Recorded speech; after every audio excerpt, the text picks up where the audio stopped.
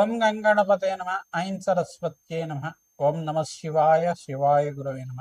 ద్రాం దత్తాత్రేయ నమ. క్లీం కృష్ణాయ గోవిందాయ గోపీచన వల్లభాయ శ్రీకృష్ణ పరబ్రహ్మణే పరంజ్యోతిషే నమో నమ.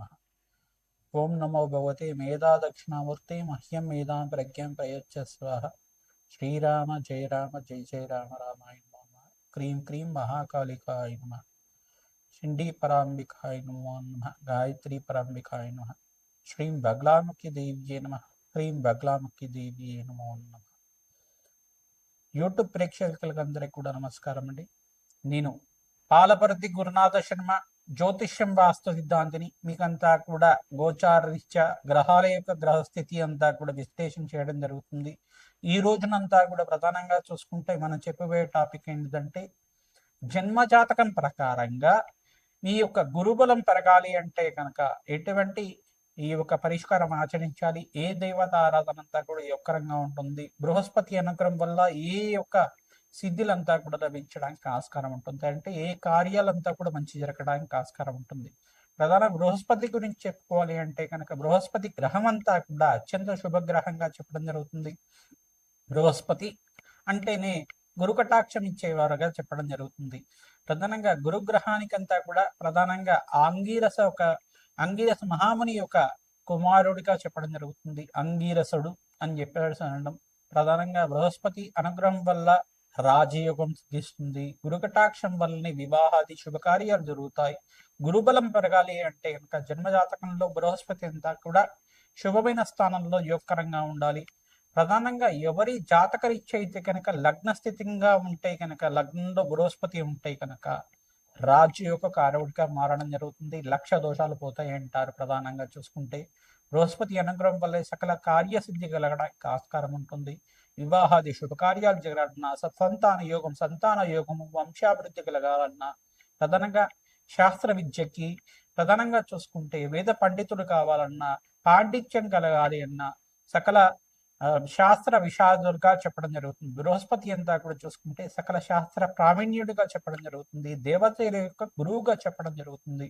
బృహస్పతి అనుగ్రహం వల్లనే రాజయోగం సిద్ధిస్తుంది. బృహస్పతి అనుగ్రహం వల్లే రాజ్య ప్రాప్తి కలుగుతుంది. సంఘంలో గౌరవం పెరుగుతుంది. గజకేసరి యోగం అంతా కూడా యోగం అని చెప్తారు. బృహస్పతి చంద్రుడు కలియికతోటి శుభగ్రహాల్లో ఉంటే కనుక గజకేసరి యోగం అని సిద్ధిస్తూ ఉంటుంది. ప్రధానంగా గురుబలం పెరగాలి అంటే కనుక ఏ యొక్క గ్రహ స్థితికంతా కూడా అనుకూలత ఉండాలి. బృహస్పతి అంతా కూడా ఏ స్థానాల్లో ఉంటే అనుకూలత ఉంటుంది, ఏ దేవత ఆరాధన చేసుకుంటే శీఘ్రంగా గురుబలం పెరిగి వివాహాది శుభకార్యాలు జరుగుతాయి, గృహయోగం కలుగుతుంది, వాహన యోగం కలుగుతుంది, ఐశ్వర్య యోగం కలుగుతుంది, అష్టైశ్వర్య ప్రాప్తి కలుగుతుంది. మరియు వ్యాపారంలో కానీ, వృత్తిలో కానీ, రాజకీయంగా కానీ గురుబలం పెరగడం వల్ల ఎటువంటి కార్యసిద్ధి కలుగుతుందని విశ్లేషణ చేయడం జరుగుతుంది. బృహస్పతి అనుగ్రహం వల్లనే సకల కార్యసిద్ధి కలుగుతుంది. బృహస్పతి అంతా కూడా అత్యంత శుభగ్రహంగా చెప్పడం జరుగుతుంది, పుణ్యగ్రహంగా చెప్పడం జరుగుతుంది. బృహస్పతికి అంతా కూడా చూసుకుంటే లగ్న చక్రవశాత్తు లగ్న చక్రం నుంచి సప్తమ స్థానాన్ని వీక్షణ చేస్తూ ఉంటారు, పంచమ స్థానాన్ని వీక్షణ చేస్తుంటారు, నవమ స్థానాన్ని అంతా కూడా వీక్షణ చేస్తుంటారు. బృహస్పతి అనుగ్రహం వల్లనే కార్యసిద్ధి, కార్య జయం కలగడానికి ఆస్కారం ఉంటుంది. రాజయోగం సిద్ధిస్తుంది, అష్టైశ్వర్య ప్రాప్తి కలుగుతుంది, వంశాభివృద్ధి కలుగుతుంది. మీకంతా కూడా వృత్తిలో, వ్యాపారంలో, ఉద్యోగంలో స్థిర ఐశ్వర్యం లభించడానికి, మీకు గౌరవ ప్రతిష్టలు కలగడానికి, కీర్తి ప్రతిష్టలు గణించడానికి, రాజయోగం కలిసి రావడానికి, ఆకస్మిక ధనలాభం కలగడానికి అంతా కూడా బృహస్పతి యొక్క రగుడుగా ఉండాలి. ప్రధానంగా ప్రతి ముహూర్త భాగంలో కూడా గురుబలం అనేది శ్రేష్టంగా ఉండాలి. ఈ యొక్క లగ్న చక్రవశాత్తు ప్రథమంగా అష్టమ శుద్ధి అని చూసుకుంటారు, పంచమ శుద్ధి చూసుకుంటారు, దశమ శుద్ధి చూసుకుంటారు. దాంతోపాటు బృహస్పతి కూడా ప్రాపగ్రహాలతో పాటు కలిసి ఉండకూడదు. యుతి కానీ, కలియక కానీ, దృష్టి కానీ ఉండకూడదు అని చెప్పేసి అంటారు. ముహూర్త భాగంలో ఇదంతా కూడా వస్తుంది. ప్రధానంగా జన్మ జాతకంలో చూసుకుంటే బృహస్పతి అత్యంత కీలకంగా చెప్పడం జరుగుతుంది. గురుబలమే శ్రేష్టంగా చెప్పడం జరుగుతుంది. వివాహాది శుభకార్యాలకి, గృహయోగాలకి, సంపదకి, ఐశ్వర్యానికి, మహాలక్ష్మి కటాక్షానికి, గురు కటాక్షానికి అంతా కూడా ఈ యొక్క బృహస్పతే కారణంగా చెప్పడం జరుగుతుంది. మేషాది ద్వాదశ రాశుల వాళ్ళకి జన్మజాతకం ప్రకారంగా బృహస్పతి ఏ యొక్క స్థానాల్లో ఉంటే యోగకరంగా ఉంటారు, బృహస్పతి అనుగ్రహం కోసం ఎటువంటి దేవత ఆరాధన చేసుకోవాలి, ఎటువంటి పరిష్కారం చేసుకోవాలి అంతా కూడా విశ్లేషణ చేయడం జరుగుతుంది. ప్రధానంగా బగలాముఖి దేవి ఆరాధన శ్రేష్టంగా ఉంటుంది. దత్తాత్రేయ స్వామి వారి నామస్మరణ మాత్రం చేతి గురుబలం పెరుగుతూ ఉంటుంది. ప్రధానంగా గురు చరిత్ర పాలన అంటే దత్తాత్రేయ చరిత్ర పాలన అంతా కూడా తరచుగా ఆచరించిన వాళ్ళకి మంచి వివాహాది శుభకార్యాలు జరగడానికి ఆస్కారం ఉంటుంది.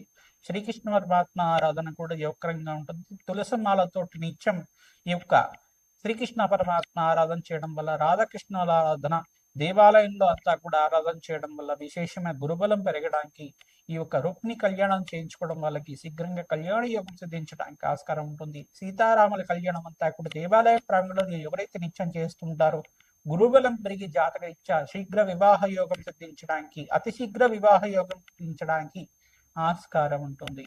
ప్రతినిత్యం కూడా శనగల మాలనంతా కూడా దత్తాత్రేయ స్వామి వారి మెడలో అంతా కూడా హారంగా చేసి మాలలాగా చేసి పసుపు రంగు వస్త్రాలతోటి విశేషంగా స్వామివారి పూజ చేయడం, అరటి పనులని ఈ శనగలంతా కూడా నివేదన చేయడం వల్ల గురుకటాక్షం పెరుగుతుంది. ఆంజనేయ స్వామి వారిని అంతా కూడా విశేషంగా మూలమంత్రంతో అర్చించి వేద మంత్రాలతో అర్చించిన తర్వాత మన్యసూక్త పారాయణం చేయించి తమలపాకు పూజ చేసిన తర్వాత అరటి పళ్ళని చక్కెరకి అనే అరటి పళ్ళంతా కూడా స్వామివారికి నివేదన చేయడం వల్ల విశేషమైన పుణ్య ప్రాప్తి కలుగుతుంది, గురుబలం పెరుగుతుంది, అష్టైశ్వర ప్రాప్తి కలుగుతుంది.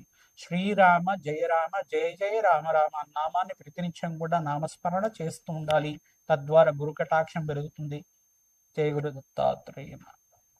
సింహరాశి జాతకులకి జాతకరీత్యా ప్రధానంగా జన్మలగ్న వశాత్తు అంటే లగ్న చక్రం ప్రకారంగా లగ్నం తెలిసి ఉంటే లగ్నాన్ని చూసుకోండి, లేదు రాశి తెలిసి ఉంటే కనుక సింహరాశిని చూసుకోండి.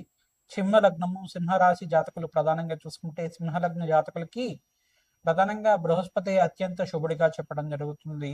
బృహస్పతి అనుగ్రహం కోసం మీరు ప్రతినిత్యం కూడా గురుకటాక్షం కోసం శనగలు నివేదన చేయడం, దత్తాత్రేయ స్వామివారి దేవాలయంలో కానీ గురు దేవాలయంలో శివారాధన చేయడం వల్ల, పసుపుతో అభిషేకం చేయించడం, గంధోదకంతో అభిషేకం చేయించడం వల్ల, నారికేల జలంతో అభిషేకం చేసి ప్రధానంగా తీసుకుంటే అరటి పండ్లంతా కూడా స్వామివారికి నివేదన చేయడం వల్ల విశేషంగా పుణ్యప్రాప్తి కలుగుతుంది. ఈ యొక్క శివపార్వతుల కళ్యాణం ఆచరించిన వాళ్ళకి శీఘ్రంగా కళ్యాణ యోగం సిద్ధి రావడానికి సింహలగ్న జాతకులకి సింహరాశి జాతకులకి అత్యంత యోగకరంగా మారుతుంది. ప్రతినిత్యం కూడా రుక్మిణి కళ్యాణం అంతా కూడా రోహిణి నక్షత్రం ఉన్న వేళ్లలో అంతా కూడా శ్రీకృష్ణ పరమాత్మకు ప్రీతికరంగా రుక్మిణి కళ్యాణం అంతా కూడా ఆచరించడం, రుక్మిణి కళ్యాణం విశేషాలంతా కూడా ప్రవచనంలాగా వింటుండడం వల్ల శీఘ్ర కార్యసిద్ధి కలుగుతుంది, కళ్యాణ యోగం కలిసి రావడానికి ఆస్కారం ఉంటుంది, విశేషంగా పుణ్యప్రాప్తి కలుగుతుంది. జాతకరీత్యా ఇటువంటి గ్రహస్థితి అంతా కూడా ఉండాలి. లగ్న చక్రం ప్రకారంగా లగ్నము, పంచమ స్థానము, చతుర్థము, సప్తమ స్థానము, నవమ స్థానము, దశమ స్థానంలో అత్యంత శుభుడిగా చెప్పడం జరుగుతుంది.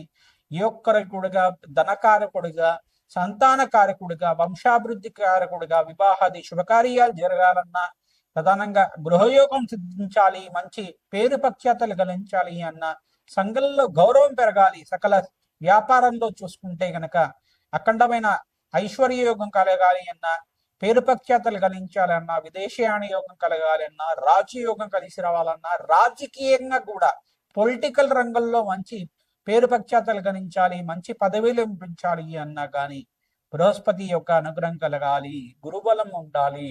తద్వారా మీరంతా కూడా ప్రతినిత్యం కూడా బగలాముఖి శాంతి హోమాది కార్యక్రమాలు, మేధా దక్షిణమూర్తి శాంతి హోమాది కార్యక్రమాలు, దత్తాత్రేయ మూలమంత్ర సహితంగా జపము హోమాది కార్యక్రమాలు ఆచరించడం వాళ్ళకి విశేషంగా గురుబలం పెరుగుతుంది.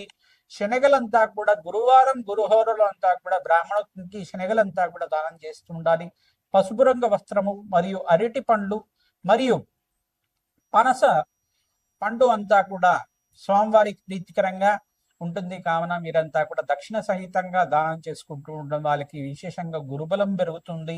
విశేషంగా గురుబలం పెరిగిన వాళ్ళకి సకల కార్యసిద్ధి కలగడానికి ఆస్కారం ఉంటుంది, అష్టైశ్వర ప్రాప్తి కలుగుతుంది.